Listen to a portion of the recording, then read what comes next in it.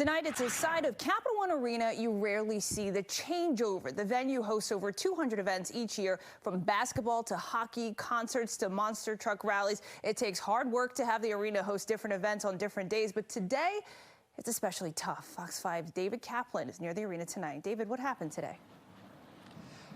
Well, Steph, two events in one day. There was a basketball game that tipped off at 11:30 this morning, Syracuse versus Georgetown here at Capital One Arena. And right now there was a 7 o'clock puck drop for the Washington Capitals, who are currently beating the New York Rangers. So you got to imagine how much work goes into a basketball game and a hockey game on the same day. Well, Fox 5 got a little glimpse at that earlier today while they were making this change. It took about 3 hours, and a reminder, during the NHL season, the ice and most of the boards don't go away. Courts are built on top of the ice. A changeover like today's requires a teardown of the hoops, the court, all the chairs surrounding the court between premium seating and team benches, and they have to build out the corners of the ice. Crews also have to remove a protective layer the basketball court sits on top of to insulate the ice. Then there's about 45 minutes of cleaning up and getting the ice ready for an NHL game. Darius Dunn is the assistant general manager in charge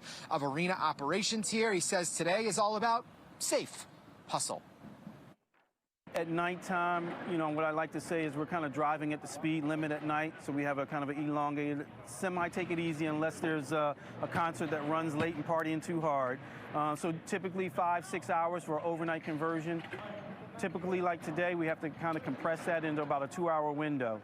By the time the game ends, hopefully it doesn't go in overtime, to when the game ends, to when we have to kind of get the ice ready and the players want to come out for pre-skate.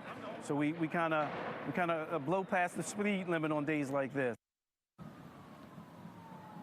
So there's about 40 people who are on this crew, and I got to tell you, just having seen it, they kind of go on autopilot, Steph. Everybody's kind of got their job. One group takes down one part, finishes that. Another group takes down one part, finishes that. Then those groups are all sort of just mixing in and getting everything set up. And by the time it's all said and done, they are ready for an NHL game. Steph, I also talked to somebody who's been doing this on this crew for 50 years. You'll hear from him after college basketball tonight at 11 on Fox. David, we appreciate their work, especially. Can I ask you, with the quick change today, does that mean the crew gets a break tonight? They absolutely do not, Steph. They had to be in today in order to make the changeover from basketball to hockey. As we stand here right now, they're at home resting up. They have to be back around midnight to tear down hockey and set up for a concert that's happening tomorrow. So it never stops, Steph. Well, with the D.C. area, we all thank all of you working very hard tonight. David, thank you very much.